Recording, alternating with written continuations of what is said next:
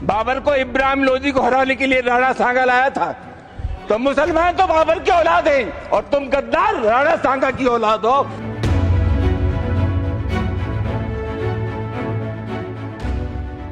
देश में एक बार फिर से एक बयान से विवाद उत्पन्न हो चुका है। इस बार का विवाद का केंद्र बने हैं राजस्थान के वीर शहीद राणा सांगा। समाजवादी पार्टी के राज्यसभा सांसद रामजीलाल सुमन ने राणा सांगा को लेकर एक विवादित बयान दिया, जिसके बाद से पूरे प्रदेश में बवाल मच गया। बवाल मचना भी लाजमी है, क्योंकि सांसद जी ने राणा सांगा को गद्दार बताया। अब सांसद लालजी सुमन के बयान पर बीजेपी और कांग्रेस दोनों ही पार्टी के नेता विरोध जता रहे हैं और राणा सांगा पर दिए गए बयान पर कार्रवाई की मांग की है। अब ऐसे में सवाल यह उठता है कि राणा सांगा आखिर हैं कौन और उनका क्या इतिहास है। दरअसल राजस्थान के गौरवमयी इतिहास में राणा सांगा का नाम स्वर्णिम अक्षरों में लिखा हुआ है। राणा सांगा का असली नाम महाराणा संग्राम सिंह था। महाराणा संग्राम सिंह यानी राणा सांगा का जन्म 12 अप्रैल 1482 को हुआ था। राणा सांगा मेवाड़ के शासक महाराणा डायमल के छोटे बेटे हैं। राणा सांगा ने अपनी वीरता और साहस के दम पर राजस्थान को एक नई पहचान दी। उनके बारे में कहा जाता है कि उन्होंने युद्ध के मैदान में 80 गांव झेले थे, लेकिन उन्होंने कभी अपनी युद्ध नीति को नहीं छोड़ा। सांगा और बाबर के बीच खानवा का युद्ध 16 मार्च 1527 में भरतपुर के रूपवास तहसील के खानवा में बाबर और राणा सांगा के बीच एक ऐतिहासिक युद्ध हुआ था। इस युद्ध में राणा सांगा को कई गंभीर घाव लगे थे, फिर भी उन्होंने युद्ध से पीछे हटने का नाम नहीं लिया। उनका ये साहस और वीरता आज भी राजस्थान की मिट्टी में बसा हुआ है। राणा के इस सदम्य साहस को पूरी दुनिया सलाम करती है।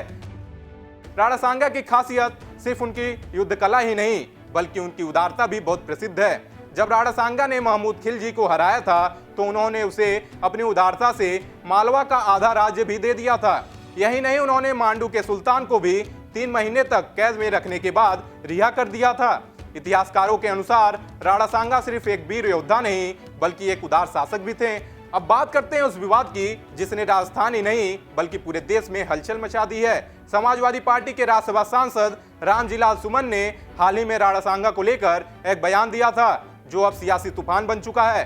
सुमन ने कहा था कि राणा ने बाबर को इब्राहिम लोदी को हराने के लिए लाया था और यह भी कहा कि मुसलमान तो बाबर की औलाद हैं, तुम गद्दार राणा सांगा की औलाद हो। उनके इस बयान के बाद देश की राजनीति में नई बहस छिड़ गई। राणा सांगा पर दिए गए बयान पर सपा सांसद घिरते जा रहे हैं। राणा सांगा एक ऐतिहासिक शासक थे, उनके महानता की गाथा किसी से छिपी नहीं है।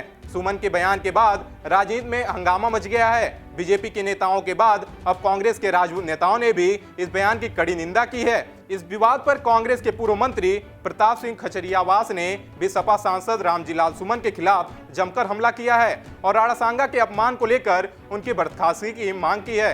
अब सवाल यह उठता है कि राणा सांगा पर इस विवादित बयान का इतिहास क्या है और क्यों उनकी वीरता आज भी लोगों के दिलों में बसी हुई है। राणा सांगा के जीवन में अनेक घटनाएं और युद्ध ऐसी हैं जिन्होंने उन्हें राजस्थान के एक महान योद्धा के रूप में स्थापित किया। उनका जीवन समर्पण और साहस और उदारता की मिसाल पेश करता है। राणा सांगा का ऐतिहासिक योगदान केवल राजस्थान तक ही नहीं सीमित रहा, बल्कि उन्होंने दिल्ली और अन्य पड़ोसी राज्यों में भी अपनी शक्ति का लोहा मनवाया था। उनका सपना था कि वे दिल्ली पर विजय प्राप्त करें और यही कारण था कि उन्होंने कई संघर्षों में भाग लिया और मेवाड़ को एक शक्तिशाली राज्य बनाने का प्रयास किया था। अब राणा सांगा को लेकर सांसद जी ने जो बयान दिया है, उस पर सपा सांसद कब माफी मांगते हैं, ये तो देखने वाली बात होगी। लेकिन इस बात से इतना तो तय हो गया है कि सांसद रामजीलाल सुमन को इतिहास का ज्ञान बिल्कुल नहीं है। अब देखना होगा राणा सांगा पर दिए गए बयान पर सपा सांसद माफी कब मांगते हैं या नहीं, ये तो आने वाला वक्त ही बताएगा। फिलहाल इस खबर में इतना ही। बाकी देश दुनिया की तमाम खबरों को देखने के लिए देखते रहिए पंजाब केसरी टीवी। हमसे जुड़े रहने के लिए हमारे YouTube चैनल को सब्सक्राइब करें और नई वीडियो की नोटिफिकेशन के लिए बेल आइकॉन को दबाएं।